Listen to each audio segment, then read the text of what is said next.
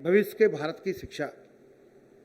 2000, क्योंकि एपीजे अब्दुल कलाम ने 2020 की बात की, 2030 की बात चली, अब 2050 और 21वीं सदी में हम कहाँ होंगे, वैश्विक चुनौतियों में उनको धता बताकर,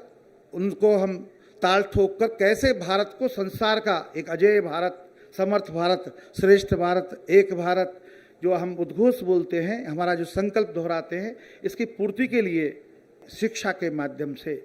एकात्म मानव दर्शन से लेकर हमारी प्राचीन परंपरा स्वरूप का भारत कैसे था और उसमें शिक्षा की व्यवस्था कैसे थी और चुनौतियां कैसी हैं, उसका समाधान क्या होगा, ऐसे समसामयिक विषयों को लेकर हमने ओढ़कर उस पर काम करना शुरू किया है। देश भर में ऐसा विमर्श, अब राष्ट्रीय शिक्षा की नीति की बात, और जो आज 3 वर्ष में के जो विद्यार्थी हैं जो अभी स्कूल में प्रवेश नहीं कर पाते हैं, राजकीय विद्यालय मरणासन्न हो गए, बच्चे ही नहीं हैं, कारण 3 साल का बच्चा प्राइवेट सेक्टर के स्कूल में चला जाता है। और अब बालवाड़ी की बात कुछ राज्यों ने की है। आने वाले समय में राजकीय क्षेत्र के विद्यालय बंद न हों, वो भी जो निजी क्षेत्र के विद्यालय जो इंफ्रास्ट्रक्चर के कारण या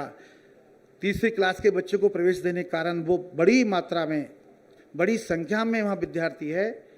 अब आने वाले समय में अपने राजकीय क्षेत्र के विद्यालय भी अच्छी प्रमाण में विद्यार्थियों की संख्या अभी अधिशेष होता है शिक्षकों का, कारण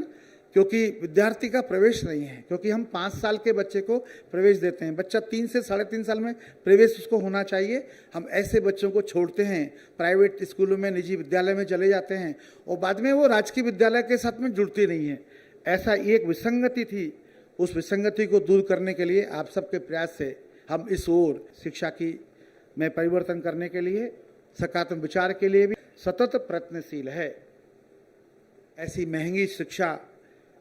जिसमें गरीब का बच्चा, गुदड़ी का लाल हम कहते हैं, वो उसको विद्यालय में, महाविद्यालय में और विश्वविद्यालय में आकर एक अच्छा शिक्षण लेना है और एक उच्च शिक्षा लेकर उनको आगे बढ़ना है, देश की सेवा करना चाहते हैं, उनकी एक अकाल मौत, उनके विचार की, उनकी संभावनाएं खत्म सी हो गई है। क्योंकि इतना लाखों रुपए देकर वो कुछ बन सकते हैं क्या? घर में पैसे नहीं हैं, कोई सुनने को तैयार नहीं है। कैसा विचित्र। कभी हम फिनलैंड की बात करते हैं, कुछ लोग नेता हमारे वहाँ जाकर आते हैं, बात तो करते हैं, जब पॉलिसी बनती है, व्यवस्था बनती है, वो पीछे हट जाते हैं। हाँ, आप अच्छी बात करते हैं और बाद में देखते हैं अच्छी बात सुनकर भी वो कुछ भी प्रयत्न नहीं करते हैं। ऐसा एक विचित्र सा समय उससे हम आज गुजर रहे हैं।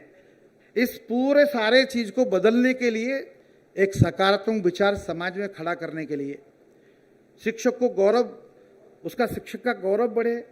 गौरव बढ़ाने की दृष्टि से, और जो मान्यता बनी है, गलत मान्यता बनी है, क्योंकि हम जानते हैं 100 में से 1-2 लोग किसी कारण से वो इसमें उपेक्षा करते हैं विद्यालय आने में, पढ़ाने में। उसका कारण भी समाज में यही लोग हैं जिन्होंने उनको प्रोटेक्ट किया है। उनके कारण उनको लगता है विद्यालय नहीं गए तो क्या होने वाला है, मैंने पढ़ाया नहीं तो क्या नहीं होने वाला है, मुझे तो वेतन भत्ते मिलेगा, मेरा व्यक्ति, मेरा रखवाला वहाँ पर है,